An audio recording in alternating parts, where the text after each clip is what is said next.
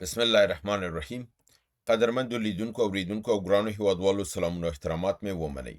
نن شلم د اګست کال 2026 چې د پنجشنبې ورځ سره سمون خوري ستاسې په خدمت کې حاضر یم. د نن ورځې په موضوعاتو کې نړیوال سیمه ییز د عربي نړۍ د امریکا د چین د کوریا د پاکستان د افغانستان ټول موضوعات دلته ما سره شته دی. د ټولو باندې خبرې کوو. مخکې دې نه چې د دې په جزئیاتو لاړ شم راځم مستقیما په خپل موضوعاتو باندې. اول خبر زمونږ دا دی چې امارات متحده عربي دا ادعا کړې ده چې ایران په دوی باندې دوه د میزایلونو بالستیک میزایلونو برید کړی دی. ایران دا ادعا رد کړې ده او ایران ویلي دی چې دا حمله مونږ نه ده کړې او دا کېدی شي چې یو د دروغو برید وسي، یعنې دروغین حمله د دغې د خوا نه وسي، د بل مملکت د خوا نه وسي تر څو چې مونږ په جنګ باندې واچي. مګرم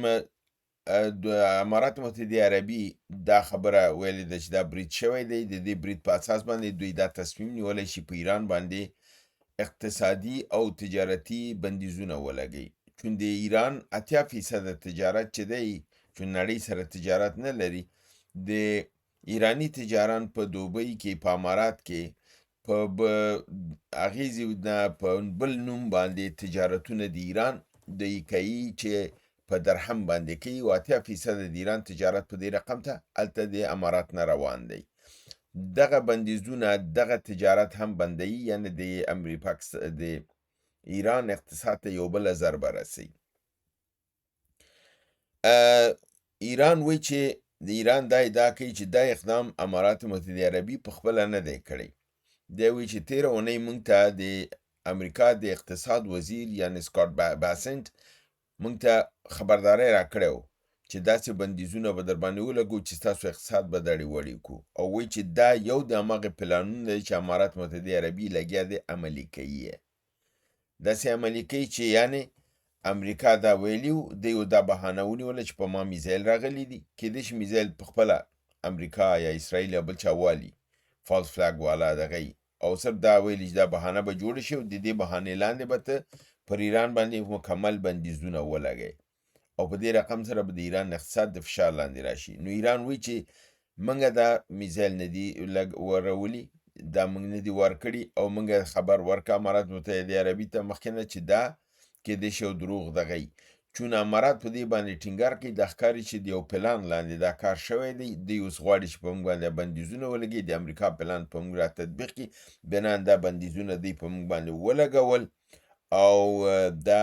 د هماغې برنامې عملي کېدل دي. او دا خبر پرس ټي وي د ایران هم خبر ورکړی دی او نیویورک ټایمز هم دا خبر ورکړی دی چې دغه برید په امارات متحده عربي باندې شوی دی او د دې دغه تفسیر ایرانیان په دې توګه باندې کوي.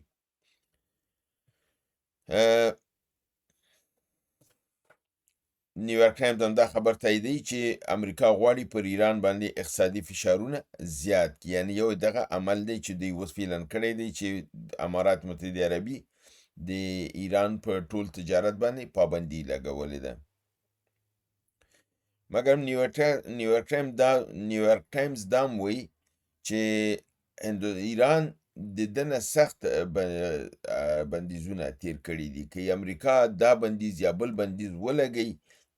نو دا بندیزونه کار نه کوي، په عوض د دې چې دا مسله حل کړي دا د ایران ضدیت نور هم زیاتوي او په عوض د دې چې ایران تسلیم شي ایران مقاومت ښیي او په دې کې د امریکا زیان دی، یعنې دې کې امریکا تاوان کوي. همدارنګې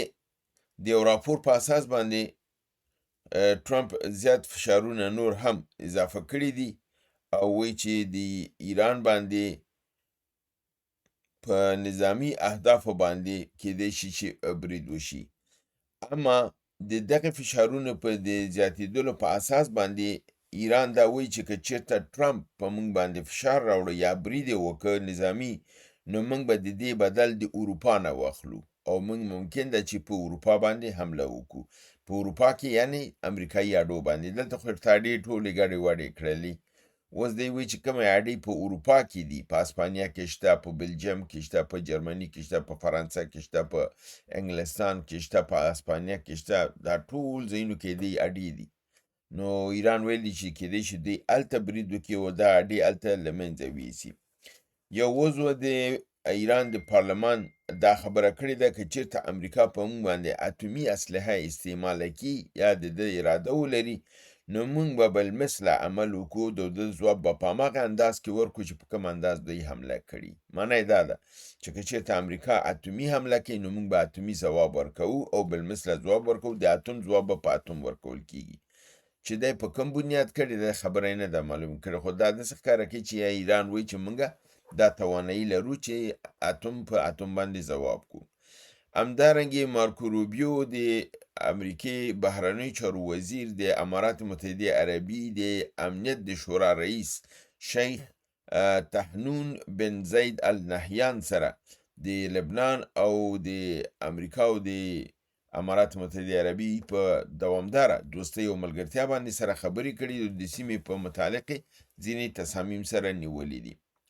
همدارنګې فاینانشل ټایمز وایي چې د ایران سترګې په هغه اهدافو چې په اروپا کې دي په هغې باندې دي. که چېرته ډونالډ ټرمپ فشارونه پر ایران زیات کړي نو ایران کېدای شي چې پر دغې باندې برید وکړي. پر اډو باندې چې دا خبر مخکې مې تاسو وکړه او فاینانشل ټایمز د ریفرنس سره هم دا خبره کېږي. همدارنګې د ایران فارس خبر رسانۍ اداره وایي چې ډګر جنرال عبداللهي امریکا ته خبرداری ورکړی دی او د هغه ملګرو ته، د هغې ملګري څوک دي چې اروپا نه چې د کوم ملکونه د ایران په مقابل کې استعمالیږي یا د هغې اډیو نه کار اخیستل کېږي، چې د هغې جملې نه یو اډه په بلغاریا کې هم ده، نو دوی ته دا دغه کړی دی که د دې ځینه زموږ په مقابل کې عمل کېږي، موږ دا ویلي دي چې کوم ځینه په موږ باندې حمله وشي هغه ځای به موږ د شریک د امریکا ګڼو او په هغه باندې برید کوو. په همدې اساس باندې بلغاري له دې ډار نه چې ایران ممکن د پر بلغاري باندې حمله وکړي خپل د هوایي ډګرونو امنیت تشدید کړی دی او د هغې سطح دغې امنیت یې بره وړې ده. بل خبر دا دی چې اسرائیل وایي چې ترکیه او پاکستان دوی لپاره یو لوی خطر دی او ممکن چې د دوی بعدي اهداف او حملې په دې دوو ملکونو باندې وسي. او اسرائیل دا خبره هم کړې چې موږ توانایي یا زور د ده لرو چې اسرائیل او پاکستان دواړه ووهو او د دواړو وهلو زور لرو. نو زما ځواب خو دا دی چې ایران یې ونه شو وهلی نو ترکیه او پاکستان څنګه وهي؟ خو بیرته ځان ته یو بل ځواب دا ورکومه چې ترکیه او پاکستان ایران نه دي، لپاره د دې چې ایران یو ایمان او ارادې په اساس باندې ولاړ دی او ترکیه او پاکستان دواړه د ایمان نه خالی دي، دا غلامان دي او د دنیوي مادیاتو پورې تړلي خلک دي. نو په دې اساس باندې اسرائیل ډاډه دی چې دا دواړه وهلی شي ځکه چې دوی ته معلومه ده چې دا ایران نه دی.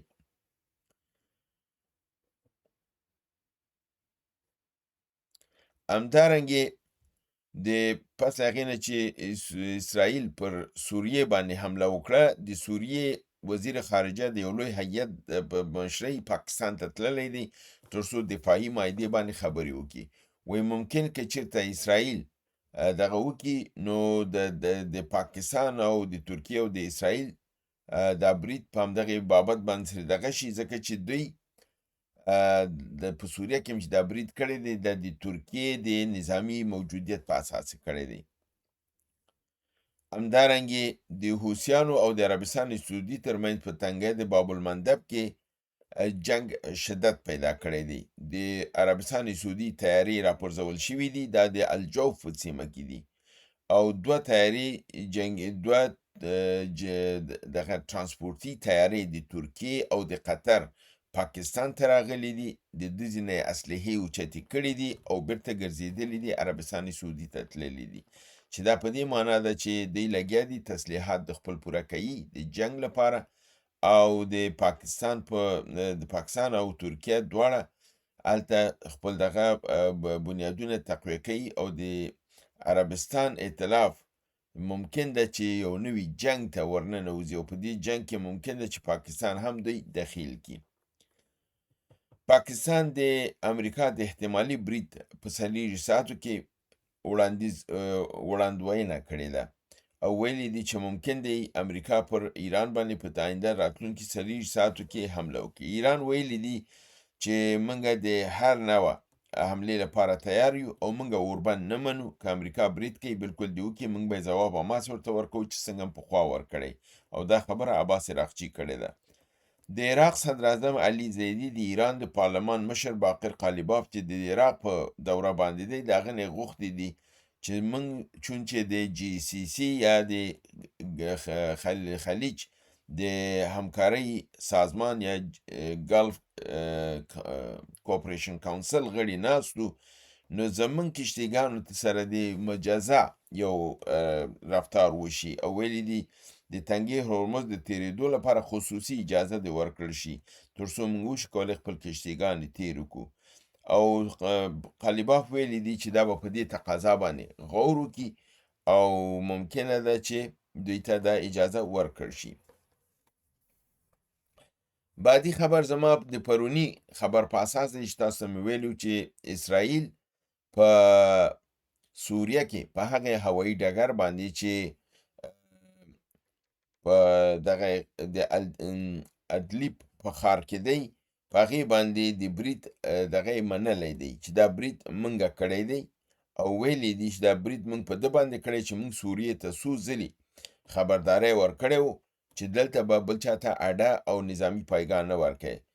د ترکیې د قواو راتګ دلته دا د امنیت د اسرائیل لپاره لوی خطر دی او که ترکیه دا کار وکړي نو موږ به په ترکیې او په سوریې باندې په دواړو باندې برید وکړو او دواړه به ووهو.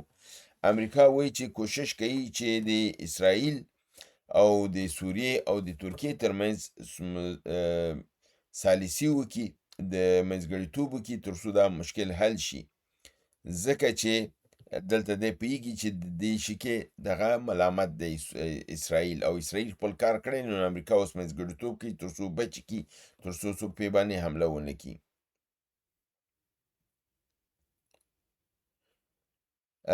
نو د ډونالډ ټرمپ یو خاص استازي یعنی د هغې پلوی دی، د هغه وایي چې ډونالډ ټرمپ د ډي کانفلیکشن یعنی د جنگ د له منځه وړلو کمېدلو د مکانیزم باندې د اسرائیل، سوریې او د ترکیې ترمنځ لګیا دی کار کوي تر څو په دې کې. خو مهم ټکی دا دی چې ترکیې دا برید منلی دی او ویلي دا موږ کړی دی او په دغه باندې هم کړی چې ترکیه دلته راغلی وه، ښکارې واضح ویلي دي. اوس دا د ترکیې پورې مربوط دی چې څومره ځان نه سړیتوب ښیي، یا یې ځان نه دفاع کوي یا سر ټیټ نیسي. همدارنګې ډیلی سبا وایي چې امریکا کوشش کوي چې اسرائیل او ترکیې د منځ کې مصالحه وکړي. اما خبر چې مخکې ورکړی و یعنی ډیلی سبا هم دا خبر تایید کړی دی، ویلي چې دی په یو مکانیزم باندې کار کوي تر څو د منځ کې دکې او په عین حال کې دا خبرې د جروسلم پوسټ هم دا تایید کړی دی او دی ریفرنس ورکړی ټام باراک د امریکا سفیر په اسرائیل کې دا خبر د هغې د خولې نه تایید شوی دی. همدارنګې چې دغه حمله چې په ابو دهار په میدان هوایی باندې په الدیب کې شوې وه، ممکن ده چې د جرقه د اور لمن لویه شي او دا جنگ په یو تمام عیاره جنگ باندې بدل شي. دا وړاندوینه ټام باراک کړې ده چې د اسرائیل کې د امریکا په اسرائیلو کې د امریکا سفیر دی. همدارنګې ګلوبل ټایمز خبر ورکوي چې څنګه مې پرون تاسو ویلي وړمه ورځ مې تاسو ویلي چې پرون 19 تاریخ باندې د چین وزیر خارجه کوریا جنوبي ته تللی، نو هغه اوله ورځ د خپل سفر یې ډېره ښه دا کړې ده، توصیف کړې ده، ویلي دي چې په ډېرو مهمو خبرو باندې خبرې وشولې او په ډېرو مسایلو کې موږ په پرمختګ وکړ. 15 کالو چې دی په منځ کې کم روابط شلیدلي و هغه بیرته خپل ځای ته راغلل او هغه کم ګیلې دغه چې وي هغه له منځه لاړل او دوه طرفه روابط د دواړو ترمنځ استواره شوي دي.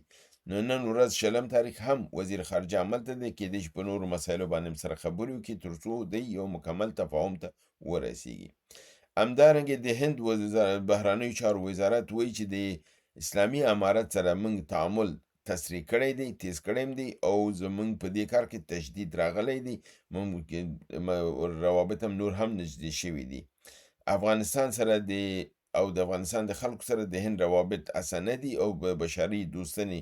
بشري او دوستانه مرستې به ورسره کوو او همدارنګې د افغانستان د پرمختګ په لاره کې چې یو استواره افغانستان جوړ شي، موږ به دوی سره مرسته کوو. همدارنګې د لبنان یو ورځپاڼې په نامه د الاخبار د یو منابعو نه نقل خبر ورکوي. ګزارش یې دا دی چې د یمن حوثیانو خپل د جنګ لمنه د عربستان سعودي په مقابل کې د